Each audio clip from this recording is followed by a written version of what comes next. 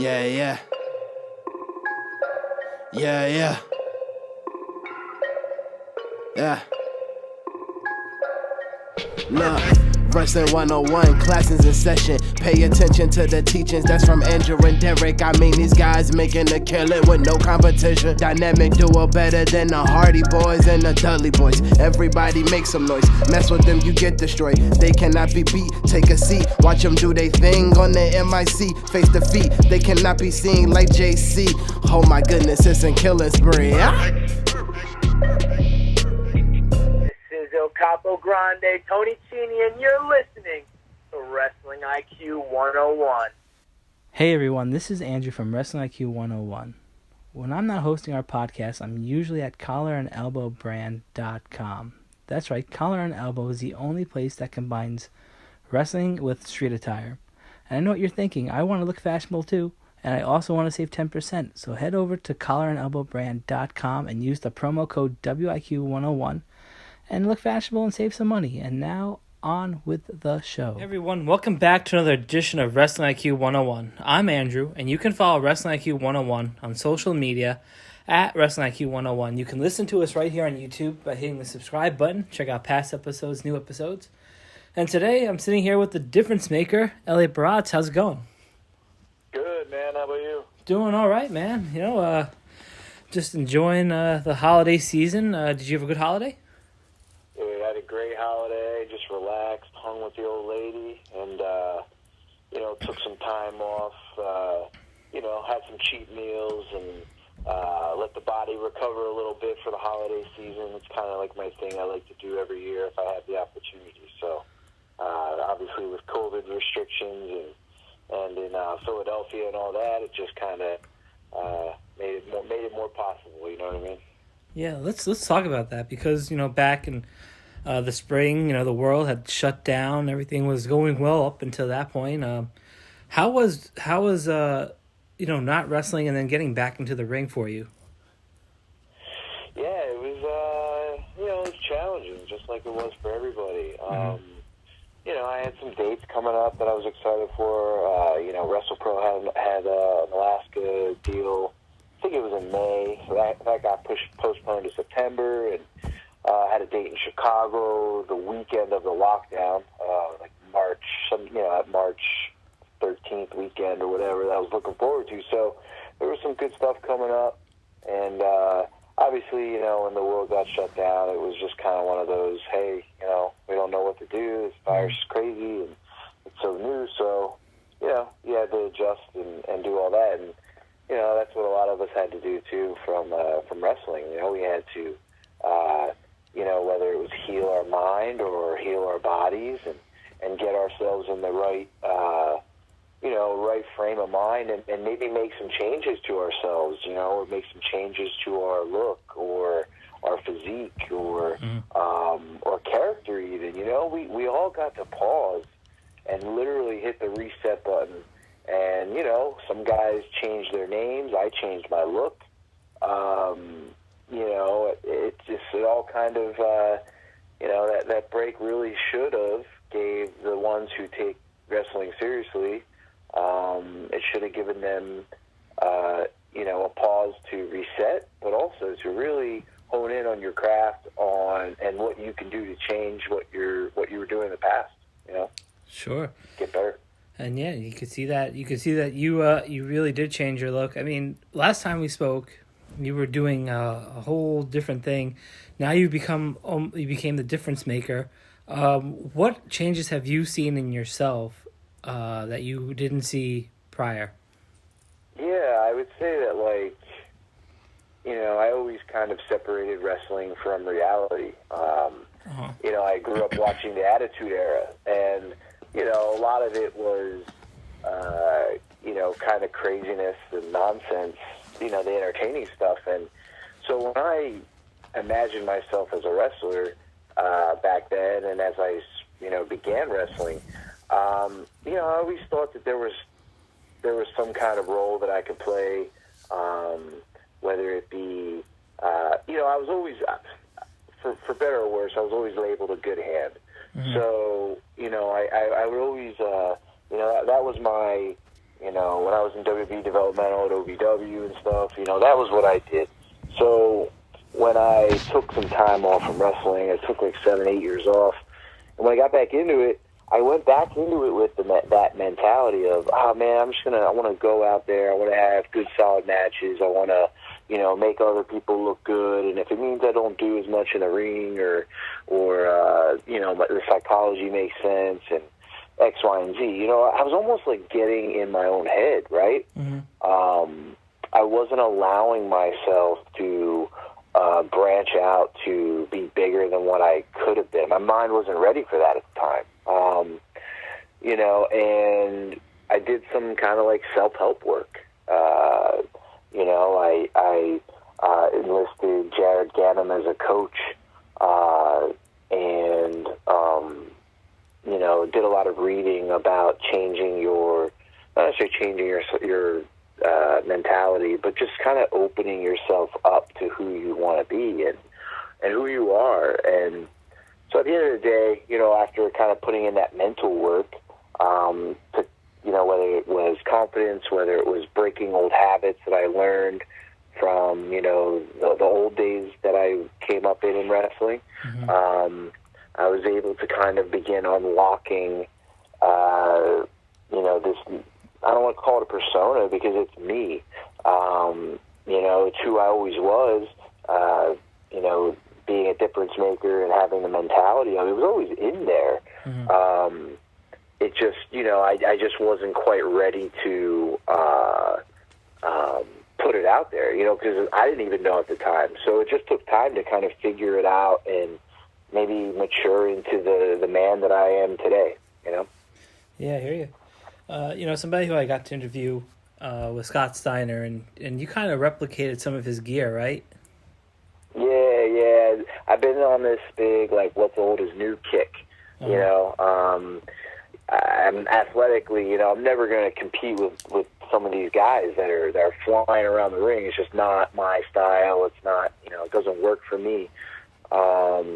So I got to come up with other ways to be different, to stand out, to make my mark. And one of the things I've been trying to do is whether it's going back and watching, not you know, footage from the 80s and 90s, but stuff from like, you know, early 2000s, late 90s, you know, 20 years ago, 15 years ago, even 10 years ago. You know, there's a lot of stuff that can be, you know, used again to a degree, or ideas from back then that have been forgotten about. So you know, I've been doing this thing lately with the gear. You know, I copied, you know, a Kurt Angle singlet, you know, his candy stripe singlet once back when I was doing the Jewish stuff, and then I even did like the world's greatest tag team. I found one of their old singlets that I really liked. It was like a silver, black, and red one, and pretty much replicated most of that. And then my next thing I decided to do was Scott Steiner, and then a recent match, I dyed my goatee blonde, bleach blonde, and all that. So just having some fun, paying homage to this great sport, to the people that came before us.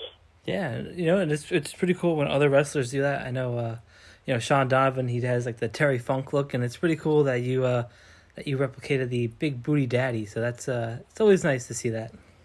Yeah, funny story. Shawn and I were chatting about our gear, and he was going to wear the Funk gear for a match that we had, and he said he forgot. He literally the day of the show, he had his bag, like he had a bag packed or something, and forgot his Terry Funk gear. So we were going to have this old Steiner Funk look kind of going at each other, and old boy left me hanging, man. He left me hanging. Well, you both look great. It was a great match. Actually, I was going to you alluded to it, Shawn Donovan, you had the match. You know, he's the champion over there at Standalone Wrestling. You had an opportunity to become champion over there. What does it mean when people like Billy, you know, pick you to go and try to beat somebody else's champion and carry the title for his company? Yeah, man, it means a lot, you know. Anytime you get any backing from a promoter, from the boys, you know, it's always a great feeling, you know, to a degree. Obviously, you know, I do what I do for myself, And I don't always look for recognition or anything like that, but at the same time, listen, we can all take a whiff every once in a while when we get a good opportunity, or when we step up, when we're given an opportunity and we step up and do a great job or have a great performance, or get people to change the way they look at you. There's nothing wrong with taking a whiff every now and then and acknowledging your hard work. They say in football, we'll enjoy this one today, and tomorrow we get right back to work. And it can be the same way in anything in life, and it's good to reward yourself like that from time to time. Absolutely. Now, Steve Monster Mac is the champion over there at Titan Championship Wrestling. You've been making your mark all year long. You've had some really great matches. What's been your favorite match you've had this year at Titan Championship? Let's see. Favorite match at Titan Championship Wrestling. I'd say it was the Shawn Donovan match. We've had a few matches, even right before COVID, struck. We had some, I got to work Wrecking Ball for the first time right before COVID, and that was a blast. But, it was nice going one-on-one with Shawn. It was nice having that, spotlight kind of match. And I was real proud of that match. We didn't, we're two veterans that, we're very similar-minded, almost too similar-minded when it comes to, our feelings about this business. And, so we decided to go out there and call a lot of the match on the fly, use the real emotions that we're both wanting to put out there, not like anything predetermined choreograph, motion-wise, if that makes sense. We kind of just let the crowd dictate to us a little bit how they were feeling.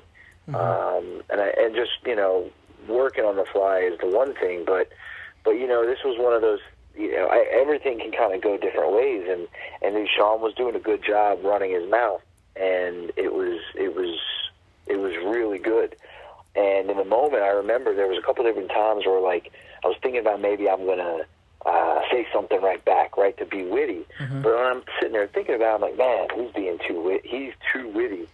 And if I were to try and be witty back, maybe it can be perceived as good. Maybe it could take away from what he was doing, too. So I kind of just stayed strong and tough and kind of emotionless throughout.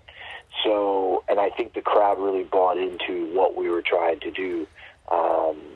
And mind you, we didn't even tie up at this point or anything. We let the crowd feel the energy that we both were putting, that real energy that we both were putting out there. Yeah, and it's crazy because, some people, they try, like you said, they try to match words with Shawn Donovan and just doesn't end up well for them because he is so fast and witty, like you said. So, but yeah, I was there that night. What a great matchup. You were pretty stoic, and I think it worked well. I think your styles really mash up, and you guys are going to meet again in the ring, right, in Alaska? Yeah, definitely. I think we got some, some 7-way car crash or something like that that's going to happen in Alaska. So definitely look forward to getting my hands on him again, and maybe hopefully again at some point in 2021 into a singles match. Whether it's for the Saw Championship again or Wrestle Pro or whatever it may be. Yeah, because Wrestle Pros they're hanging out, and they're going to be going to Alaska. They made a mark over there, and you're going to be joining them in April. Are you excited to get over there to Alaska? Have you been there before? Yeah, I did the last tour with them in September, so we went out there in September and had 2 shows. It was a great experience. The fans out in Alaska were amazing. They were like, I kind of refer to it as like a late 80s, 90s NWA, North Carolina's type wrestling crowd. They were just into everything. Without having to do anything super crazy, but when we did do something super crazy, the crowd just was even louder and ate it up even more. because they weren't used to seeing it out there. So, like we did a 7-way street fight that on a show that had pro wrestling, on a show that had some WWE names, and even some like MMA fighters. There were some MMA and kickboxing type fights in there too, with kind of like this big mixed super card kind of thing. And we had like a big 7-way street fight, and we're just hit. The first time, I think it was me, but I hit Matt McIntosh with a cookie sheet, and literally the whole crowd erupted. But it was all different kinds of eruption.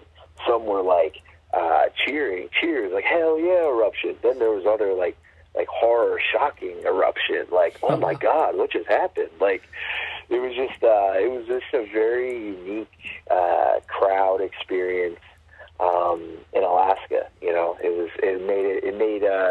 It definitely recharged some of us who hadn't been there yet. It was awesome. It was cool. That sounds pretty cool. So when you're traveling, is there a show that you like to watch? Is there like a movie that you like? Is there a type of genre of movies or music that you like to listen to? Yeah. So when I travel, I definitely like to watch. I've been into binge watching shows lately. Something about the shorter time frame, and getting through stories a little bit quicker. I don't know. It's just been piquing my interest a little bit more than movies, but yeah, I usually watch a lot of shows. I've rewatched Game of Thrones like 3 or 4 times now, just because it's so good. I keep learning something new. I got my wife into watching it. She was so anti Game of Thrones. We watched some really good stuff though. How to Get Away with Murder was really awesome. Good 90 episodes. Let's see. And then there's some new ones, right? Like The Boys, and I know I'm forgetting another one. What's the Umbrella Academy, stuff like that. Okay. Definitely. And Cobra Kai season 3's coming out. Super stoked. I was an 80s kid. I grew up watching Karate Kid and Karate Kid 2 and all that. Like that was on like the wheelhouse, the loop of movies I would watch in rotation. So definitely a big Cobra Kai fan too. Yeah, how sick is that, right? I mean, like I was watching that too, like Johnny and like this is like a cool show. Dude, it's so cool because like, if you followed the movie, it was always like, I always said this, so like I can't like prove it, but like I always said this back in the day that like from Johnny's point of view, Daniel was the bad guy, right? Like Daniel moves into town, he's the new guy, he starts talking to Allie, his girlfriend, or whatever, like they'd just broken up, and Daniel starts talking to his ex-girlfriend, and then Daniel, what did he do? Didn't he like sucker punch Johnny on the beach? Yeah.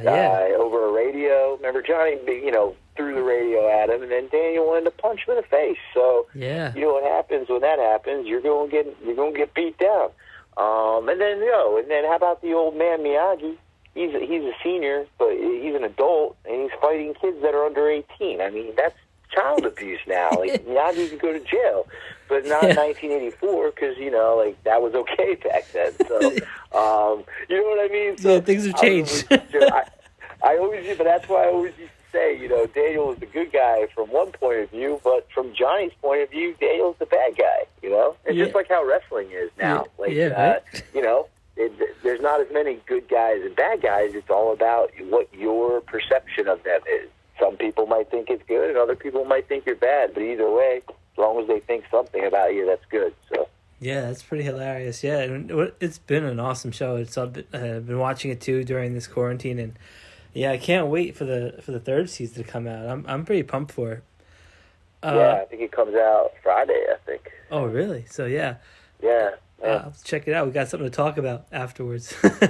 Yep. Let me ask you this: when you alluded to before that there's a cheat day during the holiday season. What is something that you like to cheat on? What's something you have to have on the road before you get to a wrestling show or after a wrestling show?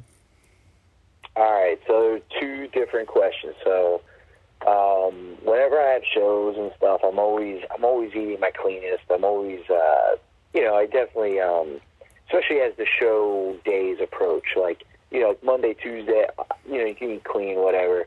But then I might super strict, super tighten it up like Wednesday, Thursday, Friday, leading up to a Saturday show, let's say.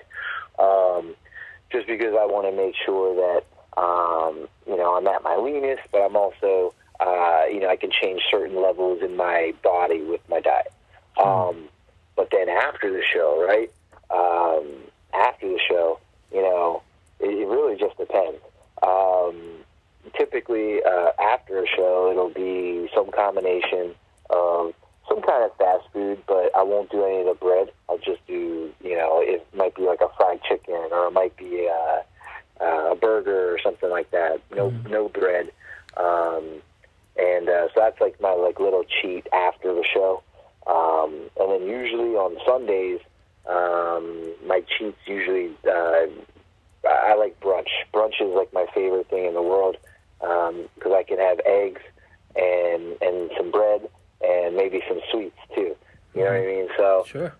So anything with eggs, like an omelet, if it's got like crab or obviously bacon. I love bacon, but if it's got like something cool like crab or something unique like that, man, I'm always on board for something like that. And then give me some like French toast or some specialty French toast that you got, or chicken and waffles. I like that. So those are usually like my go-to cheat type of things. And obviously I might do some pizza every now and then, because pizza in the Northeast is like ridiculous. So. Yeah, pizza's amazing. Oh, when you do pizza, do you do toppings on it? Yeah, I'm a toppings guy. I mean, I like a cheese or a pepperoni. Okay. But I also like a supreme too. Give me like all those veggies and stuff with the meat. Sure. And it's been crazy because you've been in the ring before. You alluded to it with Wrecking Ball, Rick Recon. Mitch Taylor. There's been so many things you've done this year in the midst of a pandemic, and I can't wait to see what happens in 2021. What do you have planned for 2021? Do you want the biggest guys? Do you want more legends? What are you looking at? Yeah, obviously, any chance you get to work a name in this business is great. I definitely, it's definitely on the bucket list. Definitely would like to work a name or two. Definitely want to get down to AEW. I think that could be a possibility. And obviously we have the Alaska deal coming up in April for WrestlePro. Maybe might be getting down in New Orleans at some point. I had a date during COVID then as well. But once they get opened up, I'll definitely have something down in New Orleans again. And that's it for right now, man. Really just, like I said, I'm just going to do some training and just start working on some things again, and then just gearing back up for when we begin to open back up here in the Northeast again, and then take it from there. Yeah. Are you eyeing up Monster Mac? He has that championship around his waist. Are you eyeing up any other of the champions there at TCW? Oh, man, yeah, absolutely. Monster Mac and I we do have some unfinished business. He eliminated me from the first Rumble.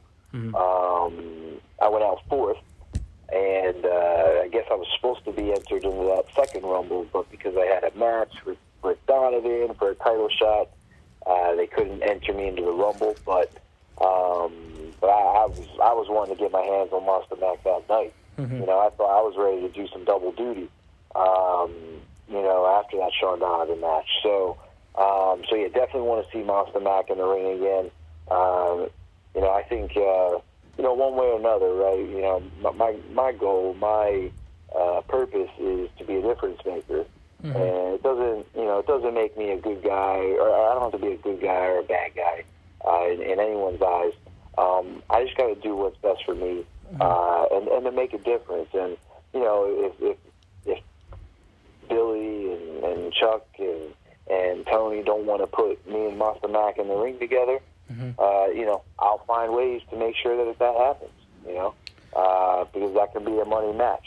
And if they don't see it, then I can't help them. But one way or another, we'll find a way. Yeah.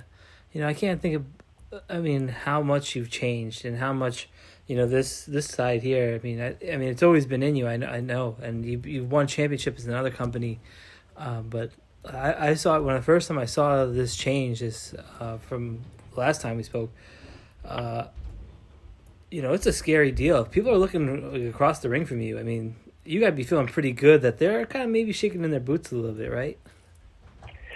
Yeah, man, it all comes from like an inner confidence in myself, right? Like, even when I was doing the Jewish character and playing like the weaselly chicken type of heel, I always knew deep down that's not who I was, right? And sometimes I feel like it can affect your performance because you're kind of going against the grain. You're going against who you are. You're fighting yourself in that regard a little bit. But I'll give you an example, right? Like part of when I was, reworking what I want to put out there, I was just thinking about like real fighting, right? And like one of the things that I've always felt was that no matter what, I could get it one shot in on anybody. I don't care who it is. Whether or not I win a fight is a whole nother whatever, right? But the point I'm making was that if I truly believe that I can literally get a shot in on anybody, no matter how much bigger they are, faster they are, whatever, why shouldn't I be putting that out there in the ring? Why am I changing who I am? And to be frank too, I think the character I was doing had run its course, so it all kind of naturally gravitated. It all kind of naturally came together into unlocking my real kind of personality and putting it out there in the ring, in promos, for the world to see. Yeah, and it's been working for you, man. You can see it. I mean, the promos that you've been doing, I've been watching some of the stuff you've been doing on Instagram. I mean, it's been pretty crazy, man, and pretty in a crazy and a great way because, like you said, it's coming off. It's different, they're different promos, and you can see it in what you've been doing. There's not a lot of people that can cut promos like me. No, that's true. I truly believe that, and it takes. There's a lot that goes into cutting promos, and for what all people cut different types of promos, and they're based on, a lot of it can be based on either their real life or the life that they want to lead. And I think sometimes people can see through maybe your words, or they can tell that your actions don't meet your words. And when I started transitioning into myself, basically, one of my goals was to make sure that my words, that my actions speak my words. You know what I mean? And the other thing that I really wanted to hone in on was being a little bit more eloquent, being able to use vocabulary and speak clearly, not being that whole yelling, let me tell you something, brother, type of promo that we were trained as wrestlers to say and do, to not be yelling all the time, to not be angry all the time, to change levels with your promos. You don't see a lot of that today. So that was one of the things that I really wanted to work on and put out there, Yeah, and it shows, and it's really cool when you do that kind of stuff for on Instagram. Let me ask you this before we go. Where can people get you on social media? Where can they follow you? How can they stay in touch with things that you're going to be doing in 2021? Yeah, absolutely. You can find me on the traditional social medias, Elia Baratz, on Facebook, on Instagram. It's Difference Maker _EB. And on Twitter, it's Diff Maker EB. You can type in Elia Baratz on that YouTube search bar. And I have a page there with matches and promos. And that's about it. Maybe I'll be on that Twitch one day playing Fortnite against people, but not yet. All right, sounds good. And yeah, I mean, you can destroy them like you do your opponents in the ring, right? The video games. That's what I'm talking about. That's right. Well, it's always been a pleasure to talk with you, man. I'm excited that we have something in common in Cobra Kai, and yeah, hopefully people can check out this episode. They can go back and check out some of the old episodes of Wrestling IQ 101. They can find us on social media. I've been Andrew, and remember, at social media, that's Facebook, Twitter, and Instagram at Wrestling IQ 101. And we'll see you guys really soon.